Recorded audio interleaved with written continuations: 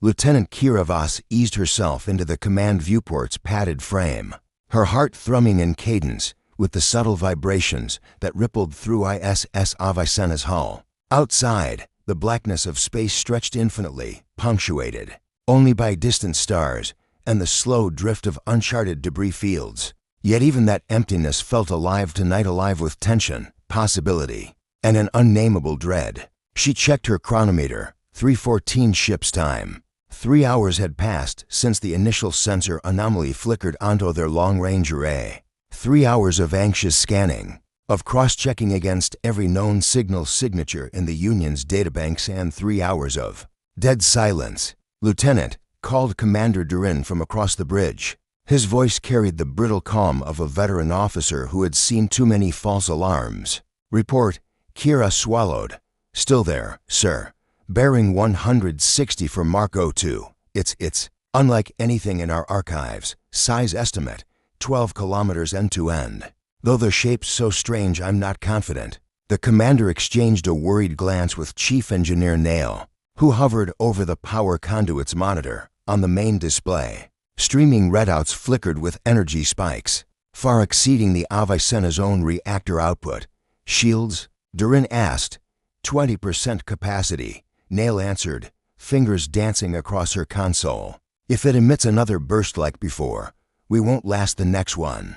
Kira revisited the last recorded moment on the ship's logs. How a reader on a detached drone had caught the faintest tremor of a cohesive signal, almost like a heartbeat, swaying through subspace. Then the drone went dark, and no distress beacon was ever sent. "Commander," she whispered, "the probe's gone dark." Durin's jaw tightened. "Understood. Helm, maintain position. Engineering, reroute auxiliary power to shields. All other hands, stand by if that thing decides to fire again. I want every system ready." A low hum surged as the Avicenna rerouted its energy. Blue arcs of power flowed through the conduits, lighting the bridge in pale cerulean. And then, as if responding to their preparations, the void outside rippled. Stars twisted. Blackness flowed like liquid ink. Kira felt it in her bones. Something vast was moving. "Sir," she said, voice tight, "it's rotating." On the viewport, the anomaly, until now a vague silhouette, began to resolve. Flat facets of plating, intersecting at impossible angles. Massive torpedo tubes arrayed like cathedral spires. Energy coils arcing with flickers of violet light. And at the center, a spike of light as the vessel powered a thruster no Union records described. The bridge fell silent. Every crew member inhaled in lockstep, as though they feared disturbing the apparition before them. "Identify design," Durin ordered, but Kira shook her head. She tapped coordinates into the ship's biometric scanner. "No matches," she said. "No matches in Terran archives. No matches among scavenger vessels. No matches in any Union data." A breath away, the warship seemed almost to regard them, its geometry shard-like, its surfaces alive with a sheen that warped space itself. Kira's chest tightened. This was no relic of the old Earth colonies. This was something new, something born from nightmares and fables. "Is anyone receiving this?" crackled a voice across the comm archivist Mura, her tone trembling. "Reports say only a handful of Terran ships survived the Exodus. Our last official log was the Magellan's destruction, 73 years ago." Durin's eyes narrowed. "But this is a warship." Lieutenant Voss fought to keep her voice steady. "Commander, energy readings from its main hull indicate plasma capacitors 10 times the power of a Suvian dreadnought. Its shield matrix is adaptive. It recalibrates in milliseconds. Send that to command," the commander said, "and request immediate reinforcements if we can." "Hold long enough." Kira tapped the comm panel, message encrypted and en route. As they waited, the warship drifted ever closer. The edges of its hull caught starlight, tracing a silhouette that reminded Kira of a razor-sharp crown. She found herself imagining its decks, corridors humming with machinery, crew quarters lit by sterile white lights, officers issuing silent orders through lanyards and datapads. What civilization could craft such a tool of war, and why hide it here, beyond the farthest borders of known space? "Lieutenant," Durin said softly, "open a channel." Kira keyed the command. A moment later, A glyph blinked to life above the helm display. Anonymous vessel. Requesting authentication. Humanic Standard Federation? Kira asked. Her mind raced. Only Terrans used that phrase centuries ago, but those records were myths. Half scrubbed by time. Affirmative, came the response, delivered in crisp, accented tones that rolled like distant thunder. You are in Terran exclusion zone. State your purpose. A murmur rippled through the bridge. Officer Cadwell, the Avicenna xenolinguist, blinked at his panel. Their dialect, it's archaic, derived from Old Earth English, but phonetically altered. Durin cleared his throat. ISS Avicenna of the Seraphic Union. We patrol these sectors for threats to civilian shipping lanes. We were unaware this sector was restricted. Silence through the channel. Then, restriction imposed after the 9th sundering. All non-Terran vessels prohibited from approach. Identify your authorization code. We have none. Kira admitted. We detected an unknown signature and followed protocol. Another. Pause, then a low hum echoed through the calm, as if the human warship's systems pondered the reply. Send over your commander, the voice said. I will deal with you personally. Moments later, Commander Durin rose from his seat.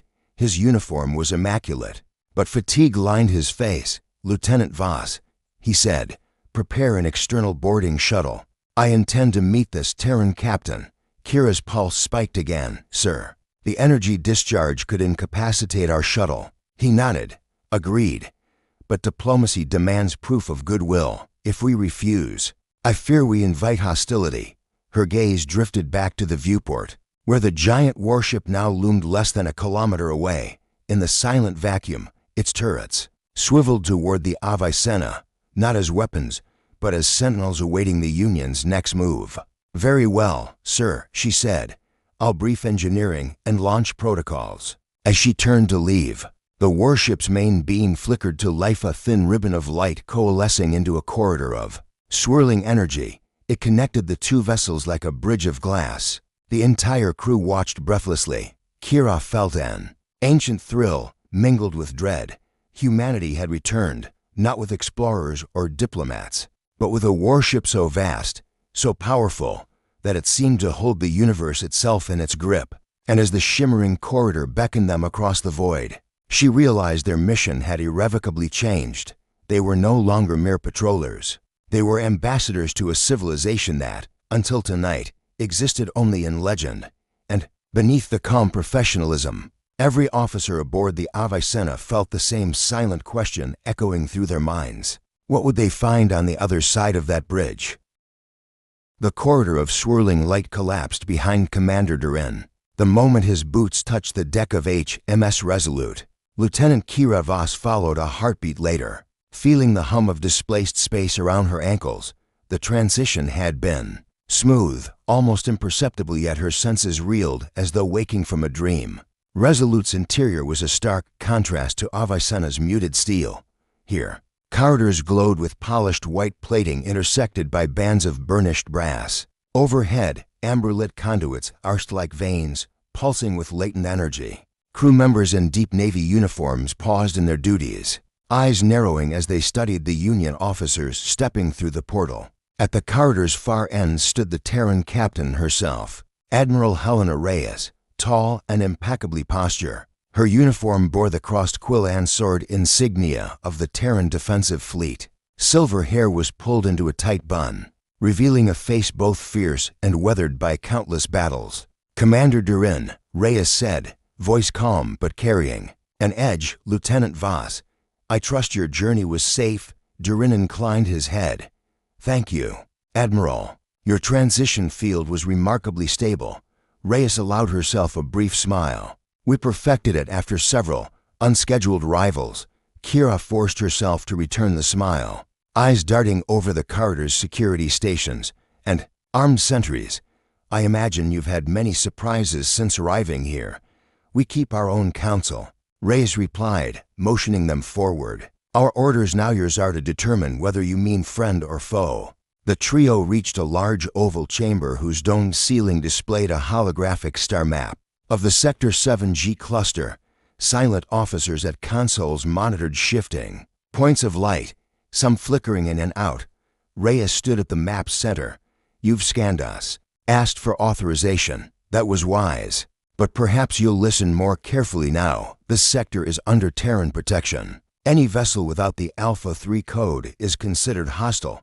Durin folded his arms. We've no such code, Admiral.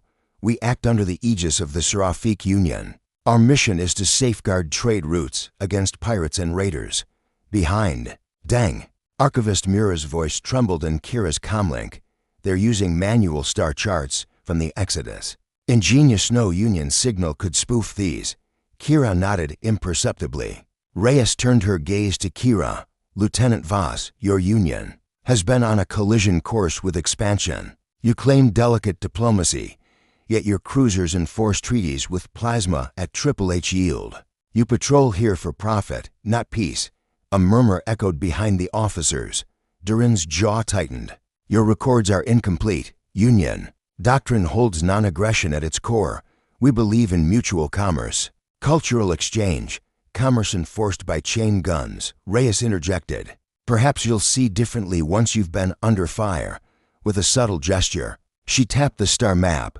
A point lit up, a tiny sphere floating within an unstable radiation belt. You say you patrol for raiders, yet local stations report escalations and attacks, cargo convoys stripped, colonists slain. The point pulsed red. Our sensors confirm these assaults originate from that cluster clearly within your patrol zone. Durin's expression flickered. We have no direct orders to intervene in internal skirmishes. We report to command. Command delayed you long enough for hundreds to die, Reyes said quietly. She pivoted, and the hologram shifted to an image of a Union dreadnought ripping through escaping vessels. Behold the Valorous, under Admiral Beek's command. It executed Operation Aegis last fortnight.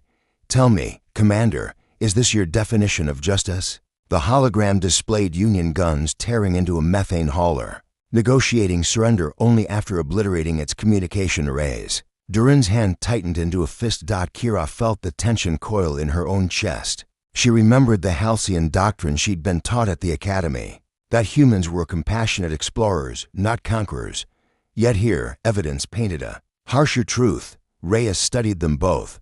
We Terrans know the cost of silence. After the 9th Sundering, we watched civilizations rip each other apart.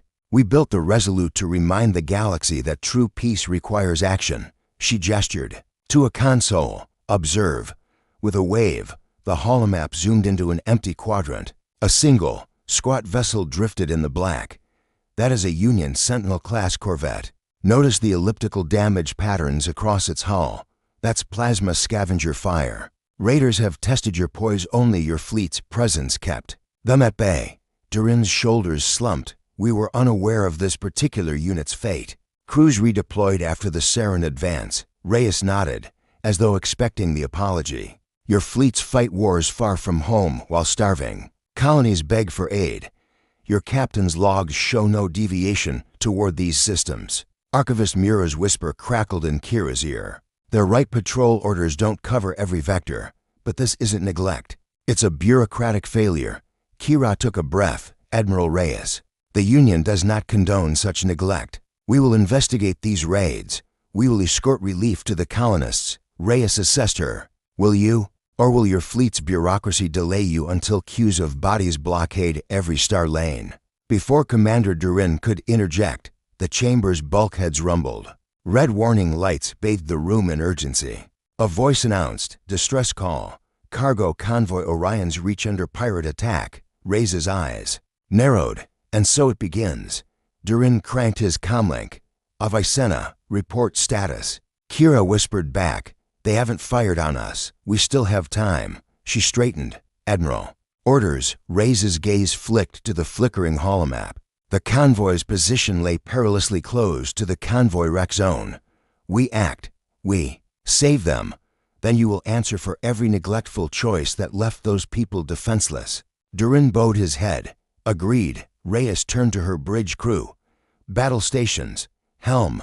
Set intercept vector. Weapons. Stand by on warning protocols. This is not war, it is rescue. We do it right. Kira watched the disciplined human officers spring into motion. The holomap shifted. route lines and crimson cordoning off safe corridors through ion storms. She felt an unfamiliar stir of something like pride strange to ally with the very species the Union had long dismissed as relics. As they prepared to depart, Kira stepped back to Durin's side. "Sir, why save them? Why risk everything?" Durin studied the Resolute's shimmering corridors behind them. "Because Admiral Reyes understands that when guns fall silent, someone must speak." A final glance at Admiral Reyes, her posture resolute, her gaze unwavering, sealed the moment. Humanity had returned not with an ultimatum, but with action, a singular choice that would test the Union's faith in itself. And in that echoing chamber, where the holomap spun tales of cruelty and courage, Lieutenant Voss realized that the first shot had already been fired. It wasn't a plasma bolt, but a question: could two civilizations, forged in blood and bound by fate, still choose hope over hostility? The afterglow of the rescue lingered in the corridors of HMS Resolute as Commander Durin and Lieutenant Voss returned from the tense engagement with the Orion's Reach pirates. On one side, the skeletal remains of the raider freighterets, twisted hull still smoldering, served as a grim reminder of the cost of neglect. On the other, a flotilla of grateful colonist vessels drifted in formation, their passengers murmuring prayers of thanks through crackling comm links. Yet no triumph could chase away the questions hanging in the recycled air. Aboard the ISS Avicenna, Chief Engineer Nail scrubbed soot from her boots and muttered curses at patching failures, while the xenolinguist Cadwell replayed snatches of archaic English. Through analysis filters, Archivist Murrah hovered at the holodeck, fingers tracing the spiraling routes of ancient Terran starships. At the nexus of these converging curiosities stood Admiral Helena Reyes and Commander Durin. They convened in Resolute's sternward archive, a vault of memory banks, optical drives, and tactile holodisks salvaged from Earth's last great shipyards. The air was thick with the scent of memory gel and ionized circuitry. Reyes selected a slim data slate from a recessed rack and held it out to Durin. "These were recovered from the Magellan's escape pods," she said. The slate's surface shimmered with half-faded glyph screw logs, tactical briefs, personal diaries. "It's the clearest record we have of the Ninth Sundering." Durin lifted the slate, eyes narrowing at the archaic pictograms. "We only had fragments. No one in the Union believed any Terran vessel could survive beyond the Rift of Aurora." She inclined her head solemnly. "Survival was never enough. We rebuilt." With a nod, Durin keyed his pad. The archive's holo-projectors flared to life, painting the chamber in sepia-toned reconstructions of Earth's twilight, skyscrapers ablaze, starports ablaze, fleeing convoys dissolving into burning atmospheres. Then the image shifted to the final embers of the Magellan, its hull breached, lifeboats hurling into the void. A single voiceover crackled through the speaker's: Captain Elise Summers's log. "Calm despite despair. April 12, 2176. We launch the last pods. We pray at least one survives. We carry Earth's legacy, though we may never return. To those who find this, remember us." A hush fell over the room. Outside, the low hum of Resolute's engines vibrated through the deck plates. After a moment, Mira's voice broke the silence. "We believe the pods lost among the debris. No signal ever reached the outer colonies. The Exodus was our last chapter until now." Lieutenant Voss stepped forward. "And yet, Admiral, you've not only survived, you've multiplied. Who kept you hidden? How did you maintain a fleet without detection?" Admiral Reyes looked past Voss to the window, where Avicenna's silhouette floated like a mirror. "Isolation was our shield. Our ancestors dispersed to the fringe worlds, beyond every chart. We forged alliances with hidden outposts, scavenged wrecks for parts, and taught our children the old Terran tongue in secret." She paused. "We monitored the Union's every move. We learned your protocols, your tactics, so we could one day remind you of your own history." Cadwell eyes alight interrupted. "You speak of histories that rival our archives. What of the Council of 12? Of Earth's unified government? Were they real?" Reyes' gaze darkened. "Real, until they fractured under ambition. The Council fell at the dawn of the first expansion, quarreling fleets vying for the stars. We named it the Sundering because worlds bled that day." She turned, fist resting on a glass console. The image flickered to a living memory. towering warships exchanging broadsides over a blue world. That was no war of necessity, but of pride. Earth shattered itself. Nail frowned at the display. So you hid rather than stop it? For a time, Ray's voice grew distant. We tried. We dispatched peace envoys to every front unsuccessful. We watched battles consume billions while our hands remained clean. Durin's jaw tightened. Until you saw the Union's own conquests mirrored those of the old Earth empires. Precisely. Reyes stepped close to the holo map. We saw history repeating. The same hunger. The same civilizing narrative. We could not stand idle any longer. Mora tapped a sequence into the archive console. A new map blossomed, the carved-out borders of dozens of hidden Terran colonies, each marked by a tiny diamond. And from these worlds, she whispered, "You built the Resolute your harbinger." Reyes placed a hand on Mura's shoulder. "We reveal ourselves not to reclaim dominion, but to offer a mirror, to show the Union and all who follow that the path to peace is paved with choices, not conquests." Voss glanced between Durin and Reyes. The weight of unspoken possibilities pressed on her. "Then why test us? Why fire on our probe? Why the confrontation before rescue?" Admiral Reyes allowed herself a small, rueful smile. "Forgive my bluntness, Lieutenant. A sentient race does not announce its return with a flag and a parade. Our first look at you was a test. Would you stand your ground or flee? Would you speak or fire?" Neil's eyes widened. "You calibrated your beam just below lethal. You could have disabled our drives altogether." Reyes nodded. "We intended a warning shot, a reminder that firepower shifts the conversation but never writes history." Command gravity shifted in the room. Lieutenant Voss realized that every misstep and every act of mercy would echo through both civilizations. She pressed a hand to the console. "Admiral, history teaches us that distrust breeds war. But empathy carves a new path." Durin exhaled, his posture softening. "We Union and Terran have more to learn from each other than from conquest." Reyes' eyes glimmered with relief. "Then let us share our archives, our stories. Let us rebuild what was lost not as conquerors or refugees, but as guardians of every world that calls the stars home." Above them, the holostars pulsed. With steady light, in that archive chamber, two fleets born of the same inheritance found their shared purpose at last. And as the first data transfers began, logs flowing both ways like lifeblood, Lieutenant Voss felt the stirrings of a future. Neither Union nor Terran could have imagined a lone dot in the silence that followed. The past had spoken and the void answered in kind. A pale nebula swirled beyond the viewport as ISS Avicenna and HMS Resolute drifted side by side. In the calm of deep space, their hulls were barely a kilometer apart, close enough for crew rotations.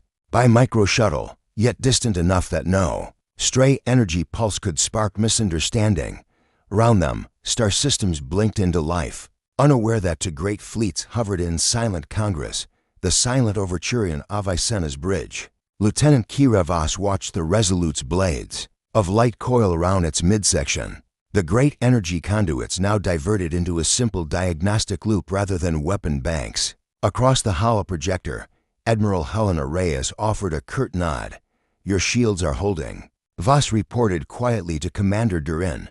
He allowed himself a small, weary smile. Less a testament to hardware than to restraint. In the empty space between ships, the only movement was the gentle pulse of their life support fields. No guns tracked each other. No engines roared to readiness. In that stillness, steel itself spoke louder than any salvo ever could. The council of two fleets moments later, the two command staffs assembled in Resolute's grand holographic chamber. Folding chairs circled a glimmering star map table, its surface rippling with three-dimensional constellations. At one end stood Admiral Reyes. At the other, Chancellor Sark of the Seraphic Union, flown in on a diplomatic shuttle. Commander Durin and Lieutenant Voss flanked Sark, while Reyes had Archivist Mora and Chief Engineer Nail beside her. Chancellor Sark cleared her throat. "We stand at a crossroads. The Union and the Terran defensive fleet share a common enemy, apathy toward the innocent. We must decide, do we bind ourselves in defense or revert to isolation?" Reyes replied evenly, "We Terrans left the inner core to escape the cycle of war. Yet we cannot abandon those who suffer still. The Union's reach is vast, our resolve steadfast. Together, we cover every border. Nail spoke next. Our engineers have compared plasma matrix designs. By combining Terran adaptive shielding with Union harmonic dampeners, we can cut reactor mass by 20% and double maneuverability. A murmur of approval met her words. Chancellor Sark raised a hand. Technology is vital, but trust is paramount. I propose the Starhaven Accord, a bilateral treaty pledging mutual aid, free passage through each other's territories, and the creation of a joint rapid response fleet. Admiral Reyes and Sark exchanged a firm glance. With a nod, Reyes said, "Let it be written." The holodeble flickered, then inscribed the Accord's text in shimmering script. The Starhaven Accord. The 3rd of August 2536, between the Seraphic Union and the Terran Defensive Fleet. Article 1. Recognition of sovereignty and commitment to non-aggression. Article 2. Establishment of the Starhaven Fleet under shared command. Article 3. Mutual defense of civilian colonies and free trade routes. Article 4. Open exchange of scientific and cultural archives. Lieutenant Voss placed her datapad on the table. I, Kira Voss, attest that this agreement reflects our intentions in full. Archivist Mura imprinted her seal. Admiral Reyes bowed and stamped her insignia. Chancellor Sark appended the Union's crest. A soft chime echoed the treaty was sealed. Hundreds of light-years of suspicion dissolved in that momentary glow. Steel and conscience after the signing, Durin and Reyes retreated to the Resolutes. Observation deck, a transparent dome offering an unobstructed view of Twin Suns, rising over a nearby gas giant. The swirling clouds below gleamed like pearl against bruised sky. Reyes removed her cap, letting silver hair cascade free. "I feared you would never trust us," she admitted. Durin leaned against the railing. It was arrogance on both sides. "We assumed you were ghosts. You assumed we were tyrants." She smiled wanly. "In my youth, I believed diplomacy would suffice. Then I watched worlds burn. I swore I'd never let silence be mistaken for peace again." He regarded her solemnly. "Nor I let fear rule my actions. Your warning shot was accurate, calibrated to hurt, not kill," she corrected. "I wanted you to feel our power, but also our restraint." He nodded. Eyes on the spinning clouds below. "You spoke with steel, but you taught with compassion." Raises. Gaze met his. "Perhaps that is the Terran way, to fight when necessary, but always to save life first." Between them, a concord formed, a fragile alliance born of truth and tempered by steel's echo. A new dawn that evening, officers from both ships gathered on the open deck of Avicenna's hangar bay. Music from a cultural envoy's trio Zelthian, flutes, human cello, and Union synth harp wove through the crowd. Nova brand lamps hovered overhead, projecting constellations onto the deck as if the ceiling itself had been removed. Lieutenant Voss stood with Chief Engineer Nail and Archivist Mura, watching Admiral Reyes greet each Union crew member personally. Children of colonists, saved moments earlier, played at their feet. Weaving between players and officers alike, Mura whispered, "I never thought I'd see humans smiling openly." Nail nodded, or Union sailors dancing to Terran folk tunes. Voss allowed herself a laugh. "A galaxy filled with music instead of plasma, wouldn't that be something?"